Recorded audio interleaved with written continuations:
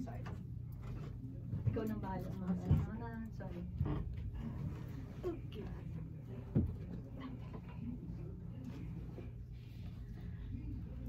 Sige, game. Sige rin na ang biglaan. Okay, balik po tayo dito sa Botika ni Tita. At syempre kasama pa rin natin si Dr. Claudine Viguera. Bakit ba ayaw mo nang balikan? Kasi that's in my past life, Miss Maru. That's my past life. Oo, pero actually, parang doktora ka pa rin when it comes to helping people with their health, lalo na yung mga nagme-menopause. Thank you. At ngayon sabi mo nga, ang skin ang isa sa mga nagiging problema natin. Yun yung Kapag tayo pinakaunang-unang nakikita ng sa mga changes, lalo tayo everyday, di ba? Mhm. Pagharap natin sa salamin, lalo tayo, very critical tayo sa sarili natin. Oo, ito may magic box ka, oh. Ito yung solusyon daw niya dito sa mga skin problems. Hopefully, yes. Oo, bakit? Paano mo ba na-develop itong iyong mga produkto? Okay, so, revelation, kasi very vain ako na tao. Obvious naman. My friends know that, mga kapatid ko, alam yan. So, hindi ko na i-deny. So, nung dumadaan ako sa aking perimenopause stage, yung mga skincare products na ginagamit ko, bigla siya nag-stop mag-work. As in, nag-pimple ako. Akala ko naman dahil sa mask, kasi nga, ano nun pandemic nung nag-start ako perimenopause. Kaso pati dito. Research ako, hanap ako ng, meron bang parang mismo pang menopause na babae na skin problems? Kasi ano ba yung mga skin problems sa menopause? Dryness. Dryness. Oo. Extreme siya. It's Itchiness. either magda-dry or yun nga, pinimple ako. Pero dry pa rin yung feel nun. Nakaka-pimple pa na. Nag-pimple ako kasi yung hormonal changes pa rin. Tapos, loss of elasticity. Tapos, nagkakaroon, syempre, mas yung mga pigmentations like melasma, age spots, lines, and wrinkles. At higit sa lahat, mas nagiging sensitive yung skin kasi numinipis yung skin. Again, another effect ng loss of estrogen. So doon nagsimula. So, nung una, hanap-hanap lang ako ng mga products. May nagsagi sa mind ko. Nung after na to ng community months na into the community, parang, ano kaya? Maghanap ako ng sarili. Tapos, may, di ba sinasabi nila, pagka red ocean, di ba? Yung pareho na yung mga tao into it, di ba? Pagka parang skincare, kaya for menopausal women, nagawa ko ng sarili kong blue ocean na parang, hindi, ito lang, hindi ito pang lahat. Pang atin lang to, ginawa at naisip ng somebody from your ranks na nakakaintindi ano yung kailangan mo, yung skin mo. So doon, parang hindi seryoso, nag-message ako, naghanap ako ng manufacturer. Siyempre, una man naisip Korea. Diba? Dahil gold standard. Diba? When it comes to skincare. So, sulat ako, email lang, parang, sige, tingnan natin. May mga sumagot. Tapos, after nun, yun na. So, ibig sabihin, hindi mo sila talaga direktang kilala o friend, gano'n. Galing mo naman. Not at all. In fact, hindi ko pa nga nire-reveal sa asawa ko. Parang in passing lang, dad, nag-email ako ganito ha. Paano siya lang, okay, sige. Parang gano'n lang siya. So may mga sumagot. Tapos out of dun sa siguro 5 sumagot, may isang parang out of gut feel, parang okay to. Dami niya ng tanong sa akin, anong gusto ko. So parang back and forth. Yun, so nauwi sa R&D nung una, papadala lang siya ng mga sample. And then, pinaka-ginipig ko mga kapatid ko, mga kaibigan ko. In fact, halimbawa, pag may bagong dating ng mga sample, yun yung enablers na group. Gagawin ko, pipicturean ko yung mga sample sizes. O sino may gusto nito? Mine. Parang naglolokohan. O sige, padala ko sa iyo sis. Ganun. So sila yung mga una ko. And then, eventually, nung ako rin, kasi gusto ko maging magpaka-authentic na, gusto ko yung produkto na alam kong kailangan ko at gusto ko at mas magugustuhan din ng mga nasa parehong age ko. So yun, unti-unti, na-narrow down namin kung ano yung mga products na kailangan. Kailangan ng isang babae na sa menopause na stage na. Yes, correct. So ano ba ang kailangan talaga ng babae? Sinabi mo na yung dryness, di ba? So, hydration. Kailangan moisturizer and serum. Tapos, dahil nga mas sensitive na yung skin, di ba, retinol kadalasan ang pinaprescribe. Pero, like ako, siguro dahil nga sa mature skin na ako, kailangan ko maghanap ng mas mild na alternative ng retinol, which is ngayon, the past few years nga siya, sumisikat na siya yung Bakuchiol. Plant-based rin siya. So, siya yung sinasabing mild alternative for retinol. Same function as retinol, pero wala nung mga harsh side effects ng retinol. Yun. So, ano ang dapat na unang nilalagay mo sa mukha mo? Okay. May rule kasi yan, di ba? Yung Korean skincare, madami yan di ba? From cleanser. Ang fast rule for skincare is from thinnest consistency to the thickest. So you start with your facial wash, and then susunod na mas thin, toner, and then after ng serum, and then susunod na yung mga cream, eye cream, moisturizer, yun.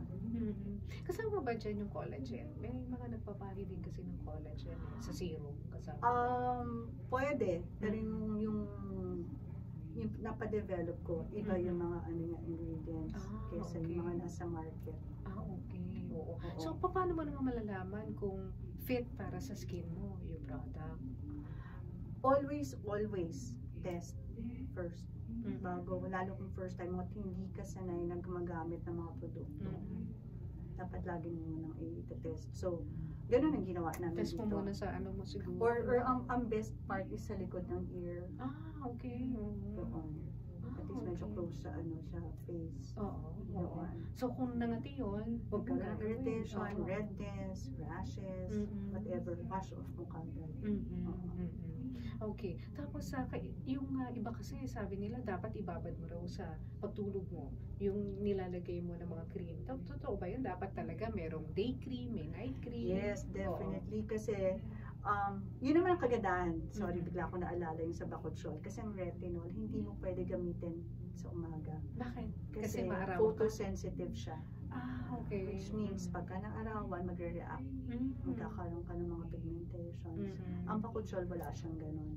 Pero importante pa rin ang sunscreen. Which, sa ngayon, wala pa ako kasi hindi ko pa nahanap yung perfect sunscreen para sa akin. Kasi may favorite sunscreen ako eh. So, continuing ang iyong development ng iyong mga produkto na ang talagang focus mo matulungan ang mga kababaihan. Oo. Tapos bukod sa produkto na nilalagay sa skin, yung day and night nga na regimen, meron din tayong supplement na gummy na para saan naman to?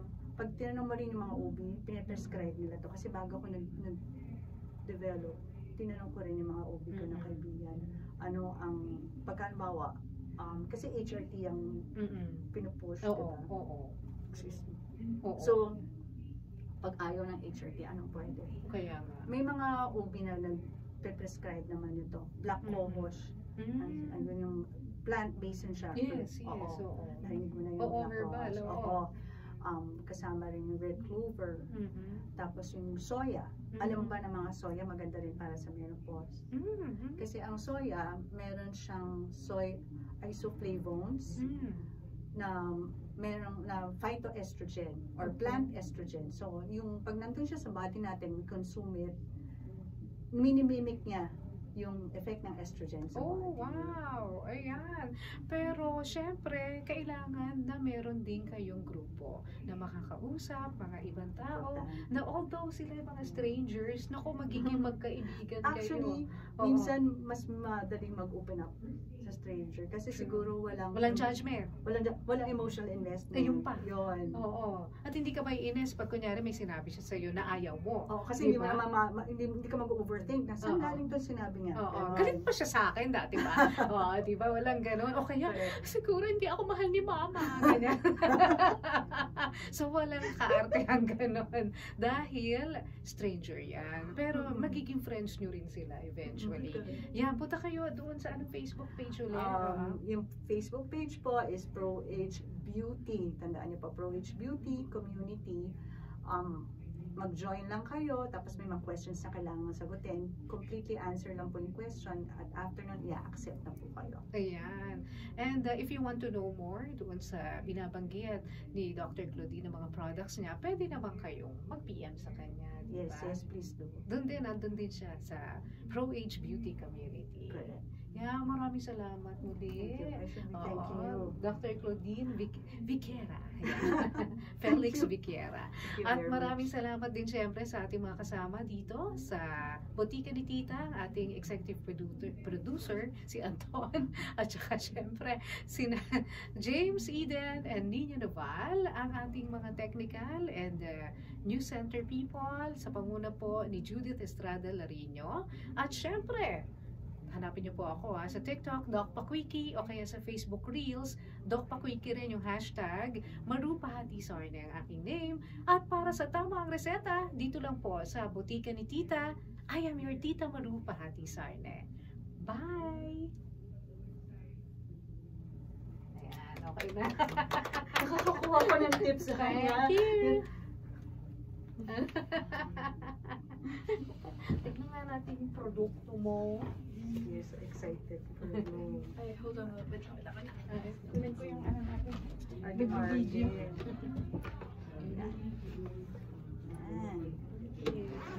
Ganda ng box. Thank you. So itong ano mo, yung tawag dito, yung mga kahon mo, pinagawa mo rin. Lahat Korea. Korea lang. Ito moisturizer. Yan yung moisturizer. ICEA. May mga double meaning yan. Oo. Ito ICEA. Bakit ICEA? Kasi, yun nga, di ba, parang nakikita kong problema mo as menopause, ICEA. Parang yan. Quench the thirst. Parang Tatlo yung klase ng serum. Serum. Oo, tatlo yung serum na nandyan. Depende sa need. Ito, puro Sika to. Sika. Yan. correct me if I'm wrong. Ano to? Mga corrector na Spot mga, corrector. dark spots, Yes. or sun damage. Tapos, no dirty secrets. So, ano yan? Facial wash. Facial Oo. wash, cleanser. Alam mo siya, ano siya, Miss Maru, 88 to 95% natural ingredients. Menopause. Oo, pero ito yung in-approve ng ano, papalitan ko yun ng FDA. Ayaw nila na may menopause. Talaga? Oo. Ano kaya maganda? So, menogummies. Meron. Oo, meron na lang. Oo. Ito Walang yung problem. black Walang problem sa formulation. Oo. Yung name lang nagkaano. okay. So, yan ang nahuli. Pero the rest, FDA Approve na. nila Oo. lang. Cold sheet. Ito, dapat itry mo ngayon habang mainit. Ang sarap siya pagka, halimbawa nainitan ka. Anytime, kahit sa ibabaw ng makeup, spray mo lang siyang ganun. Ano yung retinol? Yung Bakuchiol. Oo. Tapos, ito ay Toner. toner. Parang kompleto. Wow! Oo. Pwede naman siyang kukunin individually, kaya lang maganda kasi very synergistic lahat ng mga ano. Tsaka di ba part nga ng self-care yung parang ritualistic, diba? So parang ritual yan for you na parang me time, matagal, okay, papadry ko naman, tapos ano. So, kailangan talaga mag-cleanse ng mukha everyday. Ay, pero ito kasi, hindi siya drying. Kasi I made sure na yung ingredients niya is, kasi ayaw man yun, nagtatighten, diba? Pero minsan, like, buti, bringing up mo, may days na water lang rin ginagamit ko. Tapos nakadiretso ka na ng skincare. Ganun. Tetris yan, Tetris. Oo nga. Hindi, baka ibigay ko dun sa namin, EP namin tong cleanser. Kasi mukhang ito lang pwede sa I kanya. can send naman. Mukhang ito lang pwede sa kanya. Sabihin mo lang sa akin, mag-send ako ng ano. Talaga. Ako kasi hindi ako sure kung ano yung dadalhin ko. Sabi ko kasi bawal kaya. Kasi baka mamaya bawal. Hindi naman. Sige, message mo lang ako. Sige. So, para Ano. Actually, pati husband ko gumagamit yan. talaga? Arte. Ito yung quick guide. Ano ba yun? Yun. Kasi mas active ako ng IG. Kahit pa paano. Baka gusto mo mag-ano dito, mag-regular. Paano ba yun? Meron kasi kaming parang segment na yun, binibenta namin. Mga ano lang naman. Depende sa iyong budget. Anong budget ang pinag-uusapan natin? Ito, Bigyan mo ko ng idea. ito ang talagang budget niya. Ba't kunyari? Pwede Kasi, ba? Kakulay. oo nga, diba? Hindi ko alam yun Ay, sorry, Ay, it's baby. okay. It's Sorry. okay. Ano kita? Ayan, kasi once a week, yung 10-minute interview, kasi 50K yung bawat interview. Okay. Oo, pero yun, lalabas ka sa TV, lalabas ka sa radyo, tapos pati nationwide to hanggang sa mga probinsya. Tapos yan yung mga yung mga magiging media values niya. So 10-minute interview, tapos merong commercial na pwedeng gagawin namin o kaya kayo ang gagawa. O kahit song-song lang, ganyan. Nagod ako sa sako, wala pa akong ROI. yan yung price. Pero pwede naman na babaan kung 100,000 lang. O pwedeng twice a week lang. Diba? O kaya pwedeng once a month lang. Di 50K lang kung once a month lang. Pero tutulungan pa rin kita na lumabas ka sa sa social media. Kasi yung following ko. Ang cute ng Dokpak Wiki. Oo. Yan, malaki ang following niyan, Dokpak Wiki na yan. So pwedeng gano'n, yung parang, ano lang natin, yung paano yung tawag dito, yung pagpapahid, ng mga ganyan. So ito yung kasama dun sa 10 minutes. Oo. Pero kung kunyari, gusto mo na yung once a month ka, 10 minutes once a month, may interview ka every month. Pagkatapos, yun sa social media mo, gawin natin din kahit mga, siguro lalabas ka ng mga 10 beses sa social media or more. Oo. Mas maganda rin yun na naka-carry ka doon sa social media ko. Kasi, yun nga, marami yung followers kasi. Ito ba may period siya, let's say? Or every month rin yung renewal? Supposedly 3 months. 3 months at yung least period. 3 months. At least 3 months. Okay. So, pakita ko sa aking investor. Oo. Sabihin mo, pwedeng naman tawag dito, inclusive of fat na rin. Kung kunyari talagang hindi kaya. Sayang kasi rin yung Oo, yung fat. Oo. Sige. Give it to. Basta pag once a month, 50K na lang. So pwede yan yung once a month? Pwede naman. Subukan mo lang para lang pumasok ka sa sa kaalaman ng mga tao talaga. Yung parang people will really know about you kasi may exposure ka. Oo nga, ang hirap ng awareness. Hanggang kasi medyo nasa awareness. Although, nasa last mall na kami, at saka shop. Kasi ayokong parang, yun yung sinasabi natin red ocean. Ayoko kasi yung style na parang kahit sino gagawin reseller. Kasi nawawalan ng value yung Naiintindihan ko. Kaya lang, yun nga, parang kung kunyari lalabas ka sa media, sa mainstream, parang nagkakaroon ng credibility kasi dahil maniniwala sila, ay totoo pala ito, hindi ito yung mga fake na lumalabas sa sa social media na kasi makikita nila nasa mainstream. So parang yung bumibilib yung mga tao. Pag may questions ako, sige. gambalain kita. So, and thank you. Thank you. Tapos, kwentuhan mo ako. Kung meron kang question, any question, message ka. Paano yung ganito, paano yung ganyan. Tapos pwede mong padalan din yung ko. Oo naman. Sige. What is it? Yung EP ko, 50 na rin siya. Pero lalaki. Okay. Kung ano lang yung pwede sa lalaki siguro. Actually, lahat yan pwede. Pwede ang meron gamit. Oo. Sige. Just let me know. Sige. Kasi nakita niya kanina. The-curious ba siya? Oo naman. At saka kung sino pang tingin mong Thank you. Maraming salamat. Kahit napaka-short notice. Oo. Nahiya ako sa'yo. Hindi, thank you nga. Thank you. At hindi mo sinabi, doktora ka, ikaw talaga. Hindi na, in another life yun eh. Hindi na. Kahit na hindi ka nagpa-practice, sayang in-earn mo yun, Ay,